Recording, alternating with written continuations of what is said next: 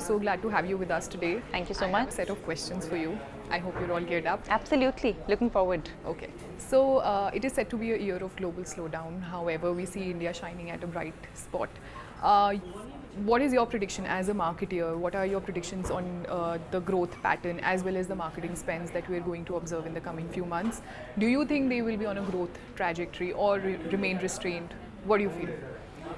I think overall, if you look at the macroeconomic indicators, India has been doing really well. Very recently, a lot of global agencies released India's GDP growth forecast, and we were topping well above 6% for that, and we are one of the few countries in the world to be able to project it at that GDP growth level.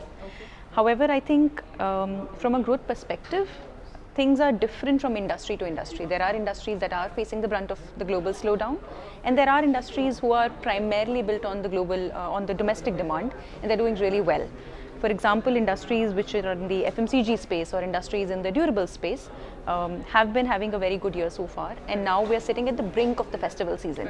So I think all of us are really expecting a very robust festival season, and I think all of us are gearing up well for that. So I think overall advertising spends in this year, at least from that section of the industry, should go up versus last year. There might be other industries which are facing a bit of a slowdown, and I think that is where we will see a bit of a depression. The whole industry combined, we should even out maybe a little higher than last year is what I think. Festive is always a great time for the brands especially. Okay, so you are a marketeer of the AI age, AI and tech age.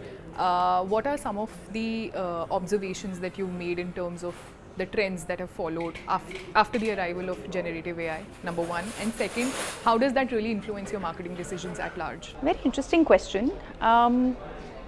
Honestly, if you were to look at how generative AI's arrival has changed marketing, I'm going to split it into two. One is the consumer perspective and one is the marketer's perspective.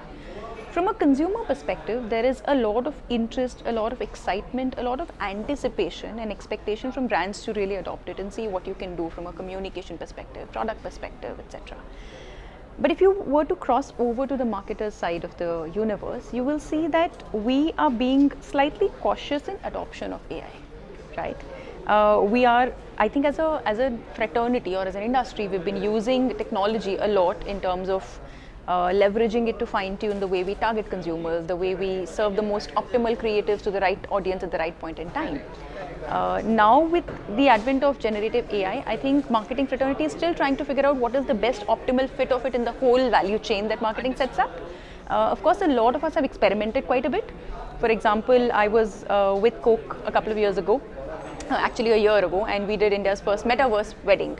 We were the first brand in the world to do that, and I think that was a very interesting experience. But how do we take that experience forward into a logical brand story which is integrated with the brand story that we want to tell to the consumer is a question that a lot of marketers are still grappling with. I think as time goes by and generative AI also finds a firmer footing, as marketers, we are also going to discover more about how best we can utilize this technology to deliver more immersive experiences to the consumers, as well as to see how, in the context of the current company that I work with, which is Vasuni India Home Solutions, how do we use this technology to make our products smarter, more useful for consumers, more intuitive for consumers. So I think it's just the beginning of something really, really big. And over the next whole decade, we're going to see a lot of developments in this space across the spectrum of product, media choices, targeting, as well as immersive experience generation. So you mean we're still in the pilot stage and there's a long, long way to go, Absolutely. Right? Okay, understood. Okay, so, taking cue from this answer, how really has the relationship between a marketeer and the agency, really evolved because of the arrival of generative AI? Can I be honest? Of course. I don't think it hasn't changed much. And that's largely because, again, I think marketers are still trying to figure out how to best leverage generative AI. Agencies are really more than just content spewing machines for us. Agencies are really partners, right? A genuine agency-client relationship is where co-creation of a lot of things happens. When as a marketer I give a brief to an agency, I don't expect just elements of deliverables, but I expect actually a very deep level of partnership where not just joint thinking happens, but a lot of joint ownership happens. And AI is only a tool to really improve, maybe speed up the quality of execution. But I think agency client partnerships are irreplaceable. AI is only going to probably speed up execution, maybe improve quality of output, but I don't think AI is going to really be able to impact So it's agency not client that big an relationships. influence, really. It's definitely not a negative influence. I think over a period of time, it will impact positively by improving speed of reaction. That's it. Understood. And there've been a slew of debates around how a role of a marketeer, or so say any other job role, so to say, how has that been compromised or been redundant because of the arrival of AI?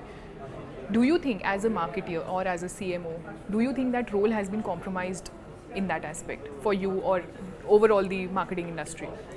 I sometimes wonder about the genesis of debates like this, simply because artificial intelligence pours out what's been fed into it over years of human intelligence, right? That's right. End of the day. And a CMO's role, or for that matter, any human being's role in a company, in a function, is about bringing human intelligence and human sensitivity on board. Correct. And again, while AI can really ease a lot of things, improve a lot of things, speed up a lot of things, it can never truly replace human intelligence, is what I personally believe. And therefore, I don't think our role has been compromised. Of course, AI is going to impose on us needs to be faster, needs to be stronger, sharper in a lot of domains, but I don't think AI can ever truly replace human intelligence. Also, marketing, as you know, is a combination of art and science, right? It involves a lot of creativity. Again, AI can regurgitate whatever's been fed to it over a number of years across the world. Can it genuinely create something from scratch and be creative? I have my doubts at the moment, and therefore I think human beings will always have a role to play. CMOs and the marketing fraternity as human beings will always have a role to play in building brand stories, even when AI becomes a lot more proliferated than it is at the moment. Fair enough. Okay, my last question to you. So you've been in the industry for a couple of years. What is that one advice that you would want to give to the budding talent who are hoping to actually enter our domain? What are some of the things they should be watching out for? I think, interesting question. I think one of the biggest advices that I usually give to new joinees in my team is this whole thing of staying humble and staying open to learning. I think one of the things that sets in the marketing fraternity very quickly is this whole syndrome of I know it all. I know the consumer, I know the customer, I know the product, I know what it does. I think that is the end of good marketing. As a marketer, you keep growing and you keep delivering clutter-breaking work for as long as you are open to learning how your work is failing the consumer in multiple manners, because the consumer is constantly evolving, the ecosystem is constantly evolving. So if there's one advice that I'm going to give to all the newbies who are coming in, is that no matter how many number of years, how many marquee brands, how many stellar achievements and awards you have under your belt, stay humble, stay open to learning, and stay open to understanding and believing that the consumer is right.